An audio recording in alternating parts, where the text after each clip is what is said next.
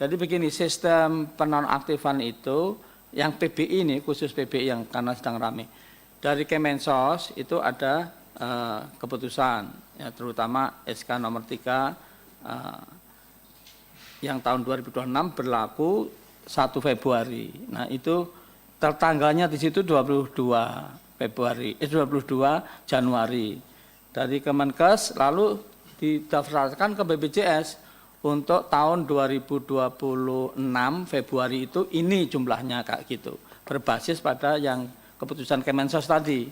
Nah BPJS juga nggak tahu berapa yang dinonaktifkan. Jadi agendanya kan ada 3. Yang satu mengenai penjelasan tentang tindak lanjut penghapusan tunggakan. Lalu penyampaian tindak lanjut hasil kajian DCSN tadi sudah, laporan pelaksanaan program JKN tahun 2005 termasuk penggunaan dana DJS Kesehatan. Nah yang pertama dulu mengenai penjelasan tindak lanjut penghapusan tunggakan iuran bagi peserta PBPU yang nonaktif dan terbukti tidak mampu baik dari sisi regulasi maupun teknis. Tapi sebelum itu kalau boleh tadi bahwa begini, yang disampaikan tadi Pak Menkes 120.000 sebetulnya diidentifikasi ini.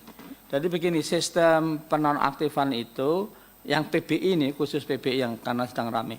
Dari Kemensos itu ada keputusan, ya, terutama SK nomor 3 yang tahun 2026 berlaku 1 Februari. Nah itu tertanggalnya di situ 22 Januari. Dari Kemenkes lalu didaftarkan ke BPJS untuk tahun 2026 Februari itu ini jumlahnya kayak gitu. Berbasis pada yang keputusan Kemensos tadi. Nah BPJS juga nggak tahu berapa yang dinonaktifkan, yang tidak nonaktifkan dalam pengertian tidak berhak PBI gitu. Lalu dicocokkan, ya. Lalu kemudian surat itu lalu dilaporkan kepada Kemenkes dan Kemensos. Oh, sekian, berarti sekian. Nah, itu diidentifikasi yang sampaikan Pak Menkes tadi 120-an ribu, itu yang istilahnya sedang punya penyakit berbiaya katastrofik. Kalau penyakit sendiri nggak ada penyakit katastrofik. Nah, penyakit yang berbiaya katastrofik itu ada memang 120.000, tepatnya 120.472. Nah, oleh Kemensos kemudian dicocokkan lagi. Nah, sekarang sudah aktif kembali ya. Yang butuh cuci darah segala macam itu sudah, yang rame ini sudah diaktifkan kembali. Jadi sebetulnya sudah selesai nih sebetulnya, tapi kan gorengannya belum selesai itu masalahnya. Jadi itu ada 102.921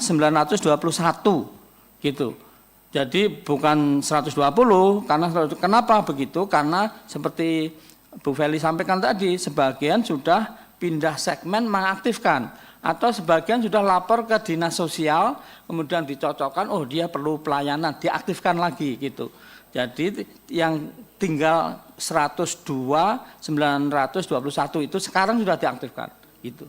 Saya kira itu yang perlu kami sampaikan, dan tentu tidak seluruhnya 120.000 tadi 472. Nah sekarang kita ke sini mengenai rencana penghapusan ini.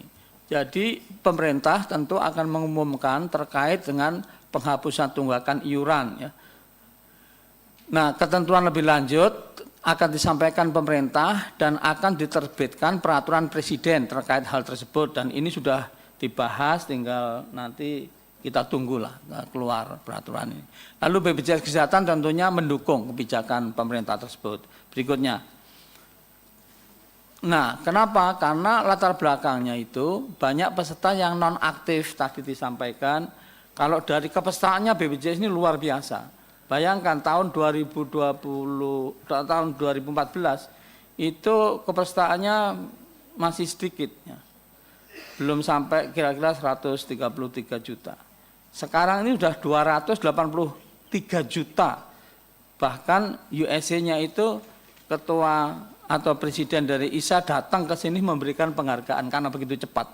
Tapi akhirnya beberapa itu tidak aktif. Kenapa tidak aktif? Karena menunggak. Nah, menunggak itu ditagih-tagih juga nggak keluar uangnya. Makanya banyak peserta yang nonaktif itu karena menunggak iuran lalu mau dihapuskan gitu. Ya, usulan DPR saya kira juga begitu dulu. Terdapat peserta yang mampu membayar iuran bulanan itu mampu, namun tidak mampu untuk membayar akumulasi tunggakan gitu. Nah, masyarakat yang menunggak tidak dapat mengakses layanan kesehatan karena menunggak gitu. Nah, oleh karena itu prinsip pelaksanaannya peserta tidak mampu bayar tunggakan, terutama masyarakat yang kurang mampu atau miskin ya, ini diberikan penghapusan tunggakan iuran sesuai ketentuan yang akan ditetapkan oleh pemerintah. Nah, nanti kita jelaskan apa itu ketentuannya. Peserta mampu bayar ya tentu tetap harus melunasi tunggakan. Ini yang salah kira. Dia nunggu, loh kapan ini dihapuskan, saya punya utang padahal dia mampu dan dia dihitung itu mampu gitu. Nah, manfaatnya tentu bentuk kehadiran negara dalam membantu menyelesaikan kesulitan pembayaran tunggakan iuran masyarakat miskin terutama yang nunggak tadi. Nah, ini persiapan BPJS Kesehatan yang sudah dilakukan tentang penghapusan iuran ini, kita menyiapkan juknis internal, ini sudah disiapkan. Lalu kita menyiapkan data peserta yang menunggak sesuai ketentuan. Kita siapkan sistem IT-nya, koneksi sistem iuran dengan seluruh channel perbankan dan non-perbankan, yang sekarang jumlahnya payment channel itu sudah lebih dari 1 juta. Lalu penyiapan mekanisme informasinya kepada peserta bahwa Anda punya tunggakan sekian, lalu mau dihapusin. Kalau Anda harus lunasin, kayak gitu. Kayak gitu. Nah, itu disiapkan. Berikutnya. Nah, jadi hal yang sudah dilakukan ini penyusunan draft peraturan direksi tentang penghapusan piutang iuran. Itu sudah kita siapkan, sudah kita draftkan. Pengembangan website untuk pengecekan penghapusan piutang iuran. Pengembangan sistem penghapusan piutang iuran. Nah, yang sedang penyusunan alur layanan peserta penghapusan piutang iuran di KC dan kanal layanan lainnya. Yang kedua, pengembangan sistem pengajuan penghapusan piutang iuran untuk kategori tertentu. Dia nggak bisa, dia harus ngajuin gitu. Tidak otomatis gitu. Penyusunan strategi sosialisasi dan komunikasi penghapusan piutang. Berikutnya.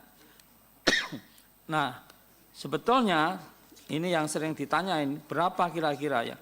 Kira-kira itu yang punya piutang itu sekitar 23 juta orang, ya, lebih itu.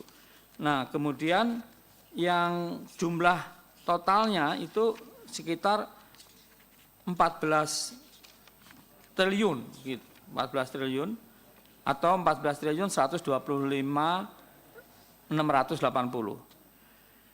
Jadi ini yang menunggak. Nah, itu nanti dibagi dua sebetulnya itu. Satu, penghapusan sekali tentunya atau penghapusannya itu sekali. Nah, yaitu PBPU beralih yang menjadi PBIJK itu. Dia dulu mandiri, ya. Lalu enggak mampu terus masuk, seperti yang Kemensos itu masuk ke sini. Nah, itu PBIJK akhirnya itu kita hapus kalau dia menunggak iuran. PBPU beralih menjadi PPU Pemda. Lalu PBPU nonaktif ya, kelas 3 karena dia memang enggak mampu. Nah, bila kemudian hari menunggak lagi, maka tunggakannya ini harus dibayar untuk aktif kembali. Ini yang banyak peserta belum tahu. Penghapusan piutang bagi fakir miskin dan orang tidak mampu dilakukan tanpa persyaratan pembayaran.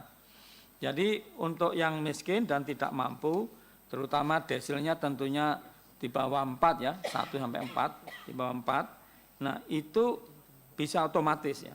Sedangkan penghapusan piutang bagi di luar fakir miskin, ini kadang-kadang salah kira, ya, dia nunggu itu penghapusan, orang yang, dan ini penghapusan piutang bagi di luar fakir miskin dan di luar orang tidak mampu, dilakukan setelah peserta mengajukan permohonan dan melakukan pembayaran.